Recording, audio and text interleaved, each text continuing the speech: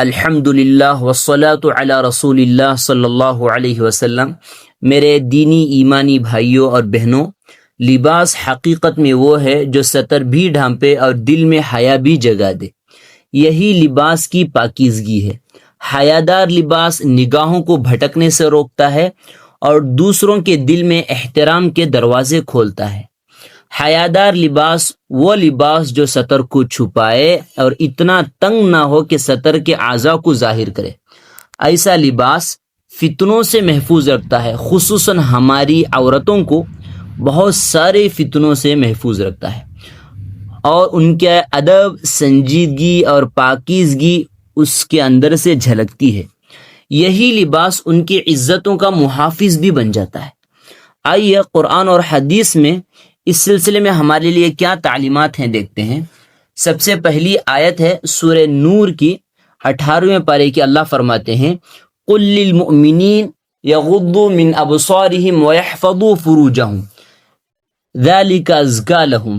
اے نبی صلی اللہ علیہ وسلم، ایمان والوں کو کہیے کہ اپنے نگاہوں کو نیچے رکھے، حیادار اپنے نگاہوں کو بنائے اور اپنے شرمگاہوں کی حفاظت فرمائے، اور یہ ان کے لیے بہت پاکیزگی کی چیز ہے۔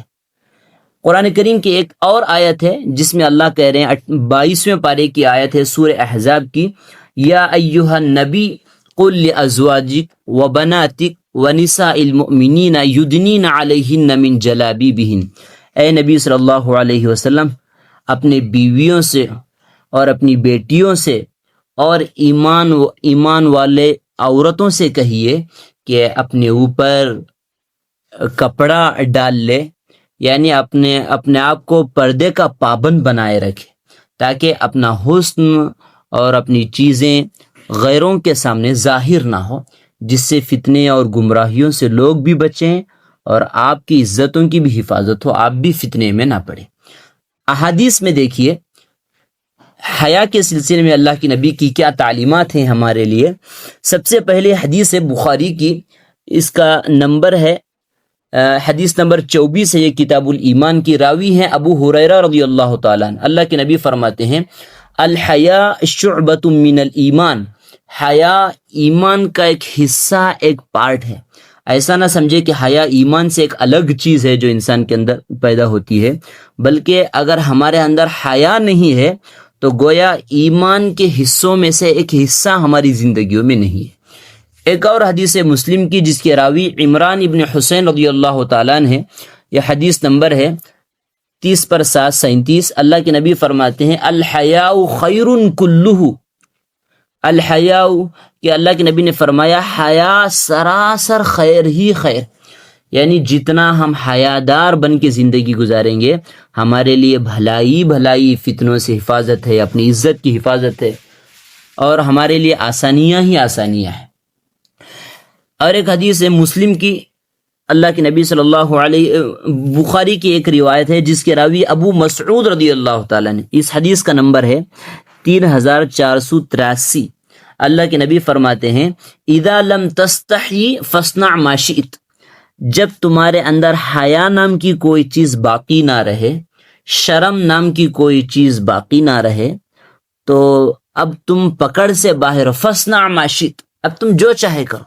اب اللہ کی تم حفاظت میں نہیں رہو گے، اللہ کے امن میں نہیں رہو گے، اب تمہاری زندگی تمہارے حوالے ہے، تم جو چاہے کرو، کیونکہ جب تک آدمی حیادار بن کے رہتا ہے اللہ کی حفظ و امان میں رہتا ہے۔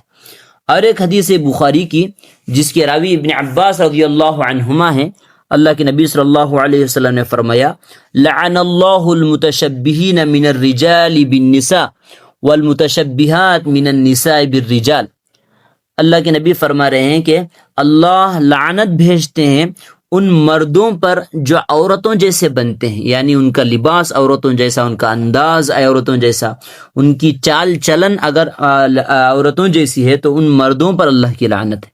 اور آگے فرمایا والمتشبہات من النساء بالرجال، ان عورتوں پر بھی اللہ کی لعنت ہے جو مردوں جیسا بنتی ہیں، یعنی مردوں جیسا لباس، مردوں جیسا انداز اور مردوں جیسی ان کی چال چلن ہو، تو ان پر بھی اللہ تبارک و تعالیٰ کی لعنت برستی ہے۔ تو اپنے بچوں کو حیا کا زیور پہنائے اور ان کی آنکھوں میں حیا کا سرما لگائے۔ حیا اگر ہمارے نسلوں میں باقی ہے تو سب کچھ ہے، اور اگر حیا چلی گئی تو انسان بے حیا بن جاتا ہے اور انسان اور جانور کے درمیان کا فرق مٹ جاتا ہے۔ اللہ سے دعا ہے کہ اللہ ہمیں حیادار لباس پہننے اور اپنے نسلوں کو حیادار لباس پہنانے کی اللہ ہمیں توفیق نصیب فرمائے۔ اللہ ہر فتنے سے، ہر گمراہی سے اللہ ہمیں ہمارے نسلوں کی حفاظت فرمائے۔ آمین۔ وآخر دعوانا ان الحمد للہ رب العالمین۔